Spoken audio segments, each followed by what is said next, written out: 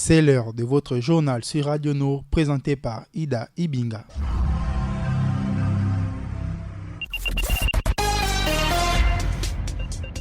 Salam alaikum fidèles auditeurs de la 95 FM à Radio Nord, à la passion du savoir au service du développement. À la présentation Ida Ibinga pour votre principale édition d'information. Bon confort d'écoute, voici pour le sommaire sur le plan local. Les régies financières en grève dès ce lundi 13 juillet 2020. On parle également de la grève des taximans du côté de la capitale économique du Gabon. Enfin, une ruée vers les cliniques privées pour des tests de dépistage du coronavirus. Dans le reste du monde, on parle de l'Afrique du Sud qui rétablit le couvre-feu sanitaire devant la flambée des cas de coronavirus. Ensuite, la présidentielle en Pologne avec Duda qui est réélu de justesse, le pays plus divisé que jamais. Enfin, 2 foyers d'infection dans des bases américaines d'Okinawa au Japon. Le développement des titres, c'est dans un instant.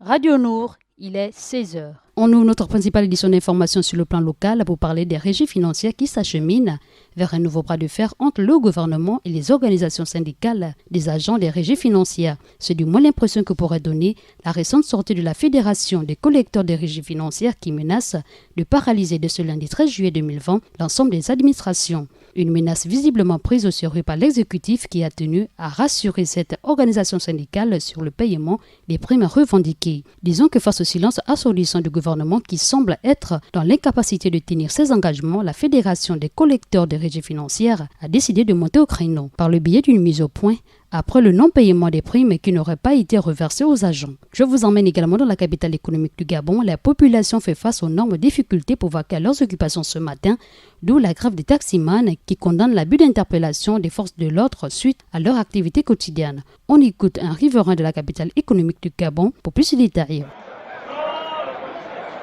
Nous sommes là au carrefour du centre social et les taximans ont décidé de geler leur service ce matin.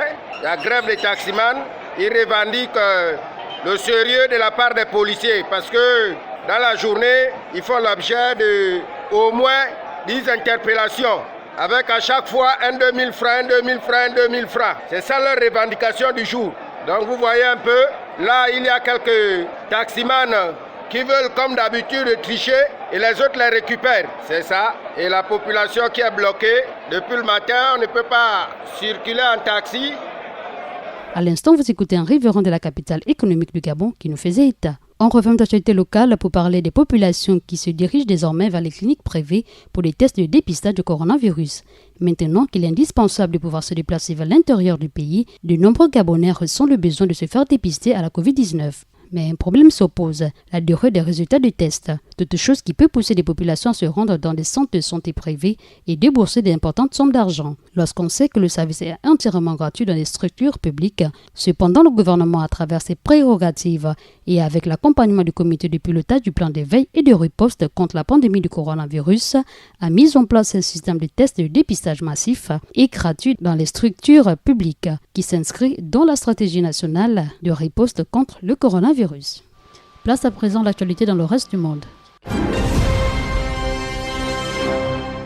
Le président sud-africain Cyril Ramaphosa a décidé le dimanche 12 juillet dernier de réimposer le couvre-feu et de suspendre à nouveau la vente d'alcool face à la recrudescence des cas de coronavirus dans son pays. Alors que nous dirigeons vers le pic des infections, il est vital que nous ne surchargeons pas nos cliniques et nos hôpitaux avec des blessures liées à l'alcool qui auraient pu être évitées, a déclaré le président Cyril Ramaphosa. Pointant que 12 000 cas de coronavirus avaient été enregistrés chaque jour ces dernières semaines, le chef de l'État également interdit les visites familiales. L'actualité, c'est aussi du côté de l'Europe. Le président ultra-conservateur Duda l'emporte avec 51,2% de voix contre 48,8% pour son adversaire, le maire libéral de Varsovie, Rafal.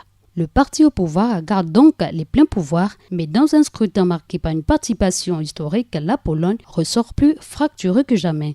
Notons que quelques dizaines de milliers de bulletins qui n'ont pas encore été comptabilisés ne changeront pas la donne. Le président sortant, quant à lui, est réélu pour 5 ans à la tête du pays. C'est ce qu'a déclaré le président de la commission électorale, annonçant les premiers résultats partiels ce lundi matin. En boucle d'actualité internationale en Asie-Pacifique, 2 principales bases américaines d'Okinawa, tout au sud du Japon, ont été mises en confinement après que plus de 60 marines ont été infectées par le coronavirus ces derniers jours. Soulignons que le gouvernement de l'île d'Okinawa, Denis Tamaki, demande au commandant des forces américains de prendre des mesures de prévention plus strictes et d'être plus transparent dans la communication avec les autorités de l'île au sujet de la présence du virus dans des bases américaines. Retenons que 2 foyers d'infection au coronavirus ont été découverts dans les bases marines. Au total, 61 soldats américains ont été infectés ces derniers jours selon le commandant américain. À la présentation Ida Ibinga, la réalisation et la mise en onde est assurée par Axel Combat. Votre actualité, c'est à 20h, 23h et à 8h du lendemain, mais aussi sur nos chaînes Facebook et YouTube. Assalamu alaikum. Bonne suite de programme sur Radio Nord.